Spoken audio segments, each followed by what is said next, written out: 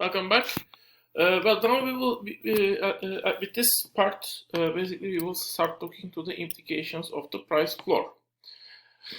Price floors. Let's say again about the market price make buyers buy the goods they buy at a higher price, which is harming them.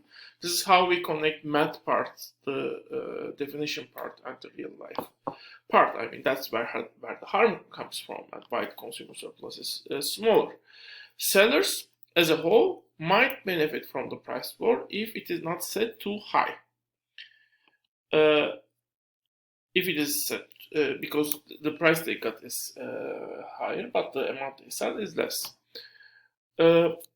Well, there could be a problem, by the way. Again, as we have said before, some sellers might not find buyers to sell their goods. In that case, even though the sellers as a whole gain from the price floor, individual sellers might lose from it.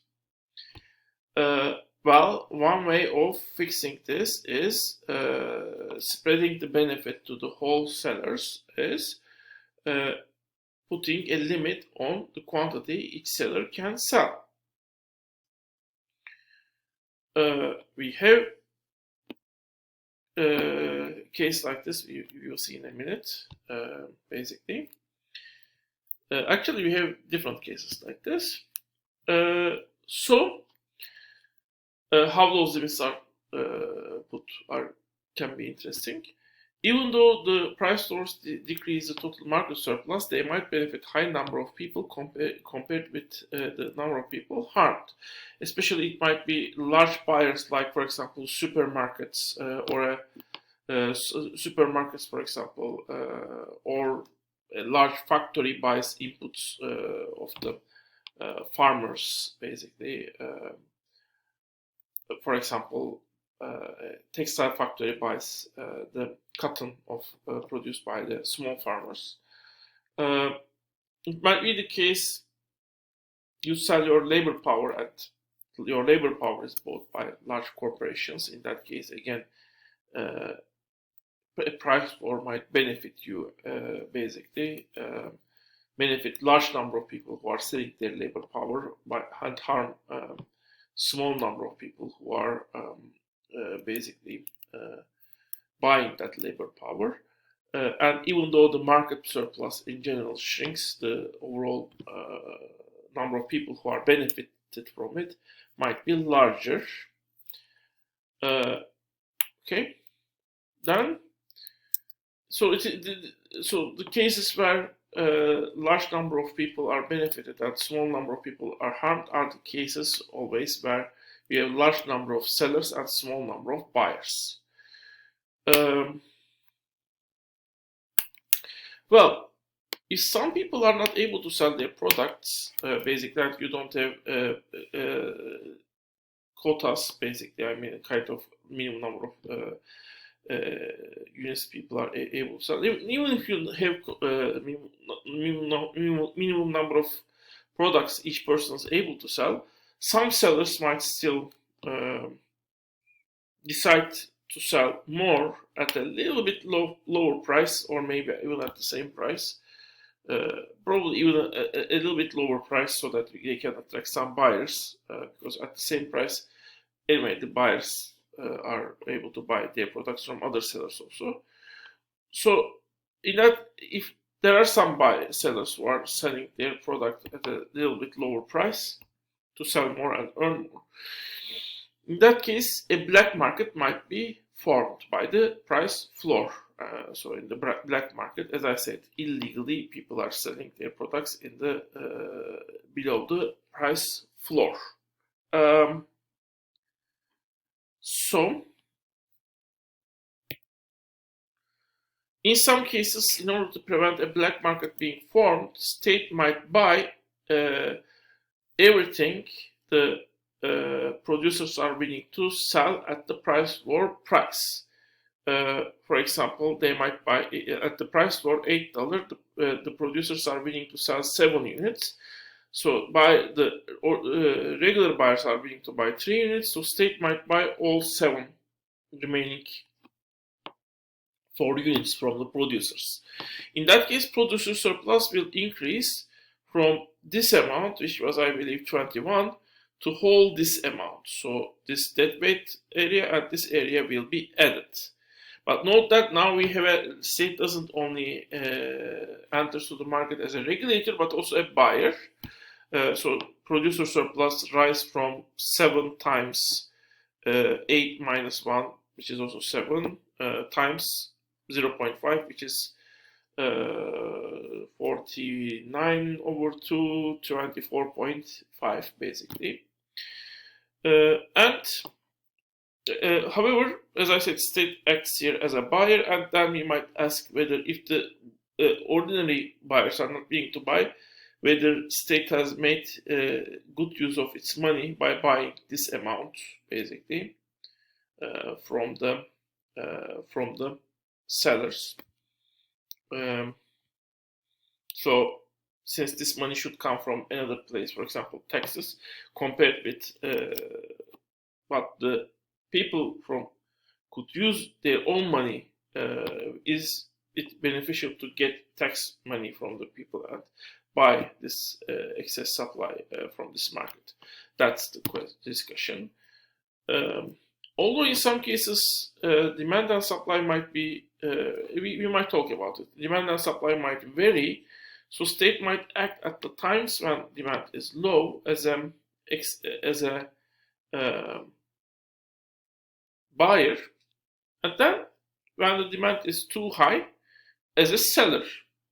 In a way, that way the state might create a stability in the market, and in strict sense, in different years it might change, but in strict sense, it might not lose or gain something. I mean, it might buy this excess product in the times when demand is low, but when demand is high, now it might provide the excess product to the buyers, so that maybe the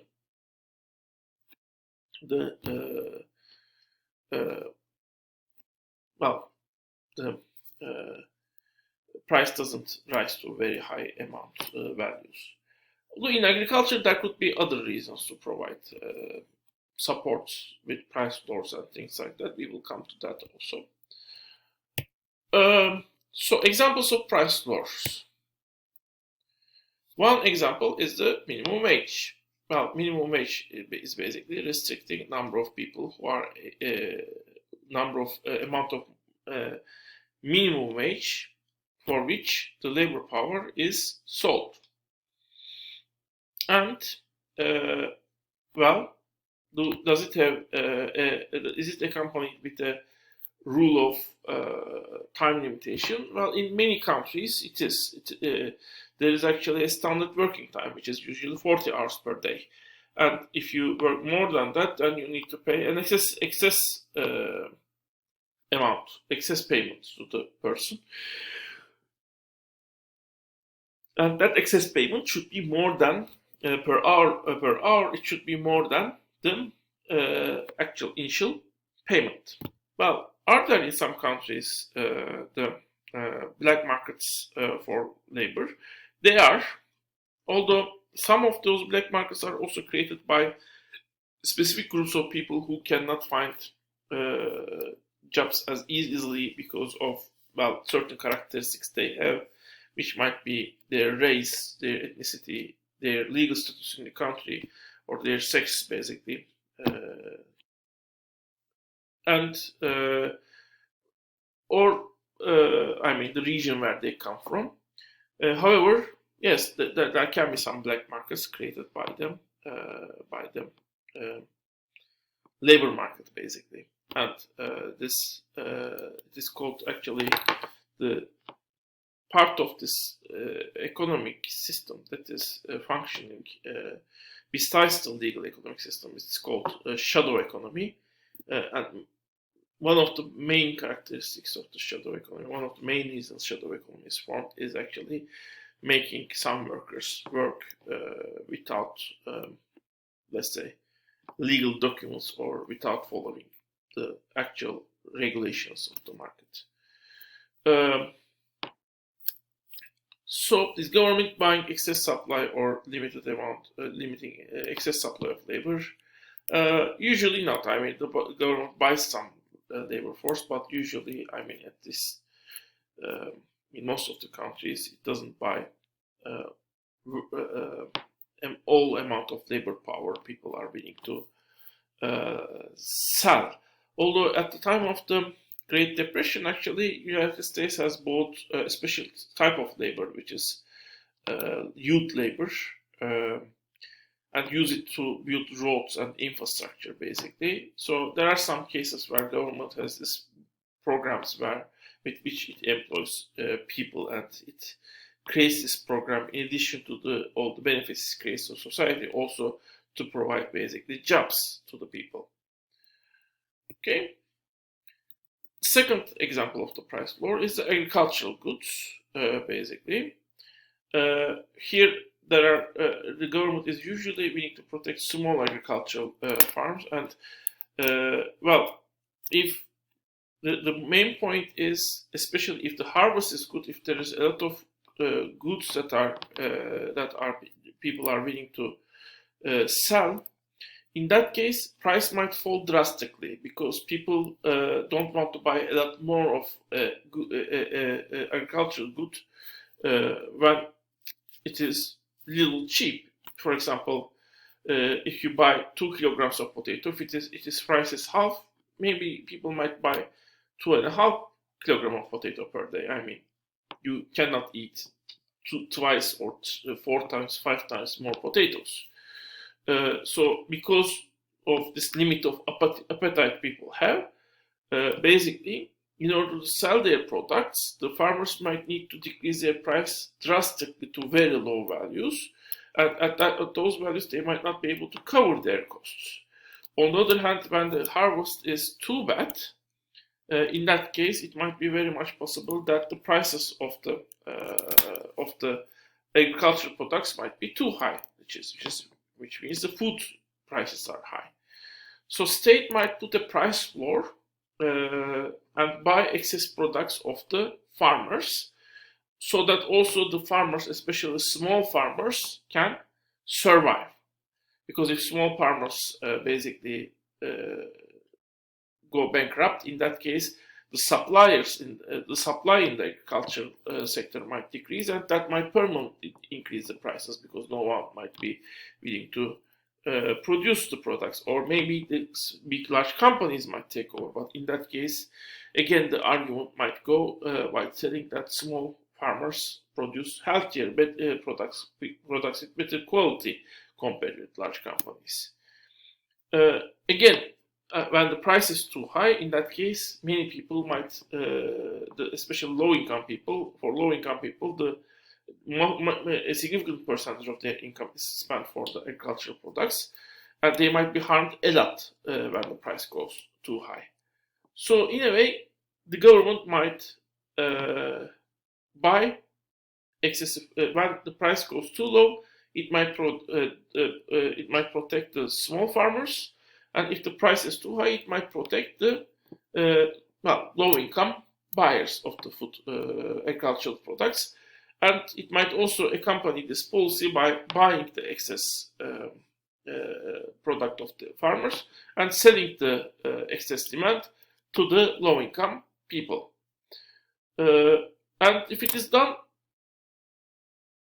at a fine, balanced way, actually, this policy might not even necessarily harm the society in general. You just sell what you have bought before, basically. Can there be a black market? Yes, of course. I mean, if people are not able to sell what they produce, then they might sell their agricultural products in a black market.